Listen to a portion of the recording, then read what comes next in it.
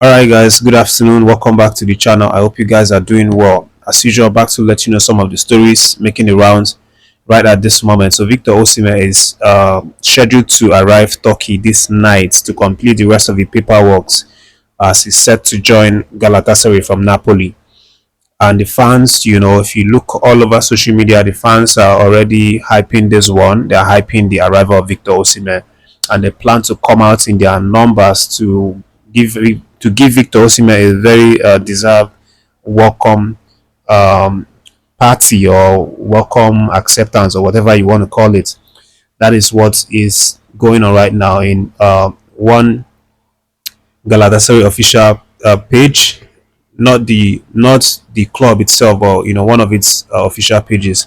They are saying that they are proud of Victor Osimhen. That the fact that he decided to reject offers coming in from the likes of Saudi Arabia, Al Hilal, and all of these clubs who wanted to sway him away with huge, unbelievable salary. The fact that he saw all of these offers and still decided to reject them to join Galatasaray is something that really made them to love him even more and more. So they want to show him the love and appreciation, as he comes into the country this night. So that is what is going to happen. We expect to see a lot of pictures, a lot of, clips here and there, uh, how these people are going to welcome Osimhen. And then, he's going to have his medical tomorrow, as I said, and then be in line to make his first appearance in their preseason friendly against Lazio. I think that one is coming this weekend. But it's not just Victor Osimhen that will, you know, uh, take the headline for that day. Leroy Sané is also expected to be announced or to be presented to the Galatasaray fans in that Lazio game. So he and Victor Osimhen will have that day as presentation day for them. So it's really good to see that this saga has finally come to an end. It wasn't an easy one, but it's just so good to see that it's coming to an end. Let's move forward, guys, and talk about the fact that the Moroccan national team, they are not willing to let go. They don't want to move past the final because right now they've now filed an official complaint against Super Falcons of Nigeria to CAF, demanding an explanation, as to why the referee uh, didn't give that penalty, at the dying minutes of the game.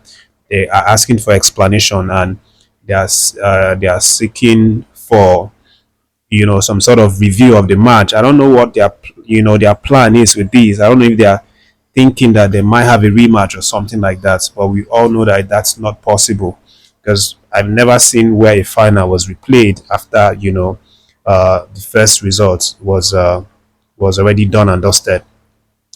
But they are not appearing to give up on this. Based on the report, CAF accepted their complaints, but have not replied to them as at yet. But I mean, for what it's worth, these people, I think it's in the law that you can appeal. You can appeal matches, and it's also in the law that the governing body, should give you a response, as to why certain things happen. So obviously they're expecting response from CAF right now. So the coach of this Moroccan side goes by the name George Vilda. Spoke with ESPN.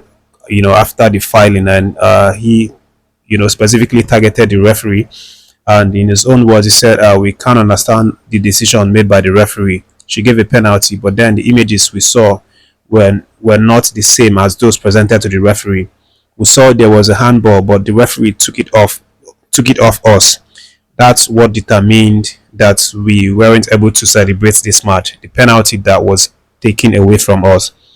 That is what he said, and that's I think that's part of uh, the filing that they've sent to CAF. But CAF hasn't responded to them, as I said, and they are demanding explanation to this.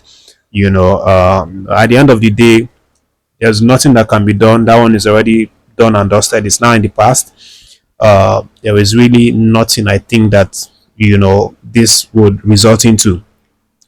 But moving slightly away from that, they've also, I would say, they've been given a boost right now by CAF because they will be the nation to host the next Women's African Cup of Nations, which is coming up next year. And that one is going to be the decider of who gets to qualify for the World Cup coming up, later that year. And then the Men's Nations Cup, of course, you already know that one, guys. Coming up in December, it's still Morocco that are going to host it. So I think CAF are trying to, uh, give them the opportunity again, the home advantage, and all of that to maybe see if they can support them in a way for them to eventually win it, for the first time. If not, I don't see the reason why Morocco have to be the country that hosted every single time or for the last couple of years. But let's move on away from that, guys, and let me talk a little bit about Ademola Lookman. Of course, his future is still hanging in the balance right now, and the report is that he recently rejected an offer from Inter from Atalanta to extend his contract. He rejected it, and he's insistent on leaving the club to join Inter Milan. And a picture got circulated a few hours ago, a picture involving the president of both clubs, Inter Milan and Atlanta, in the person of Marotta and Antonio Pacassi.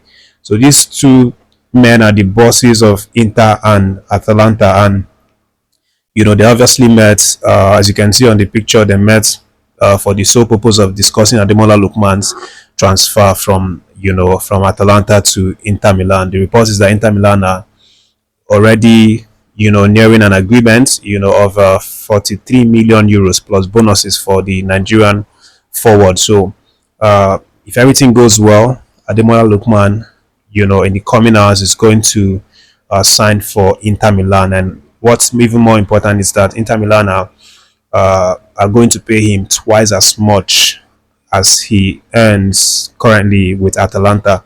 So that's definitely some good news, for the man. And obviously, he needs to move on because, I mean, the Atalanta that we know or that we used to know is not the same. So I think this move is going to be very important for Ademola Lookman because whether we like it or not, Atlanta are not as strong as they used to be last season. They've sold a couple of important players in their team. Have also done away with their coach. So I mean, it makes sense that Ademola Lookman moves forward and looks for a club that he can actually achieve, some very important trophies for this coming season.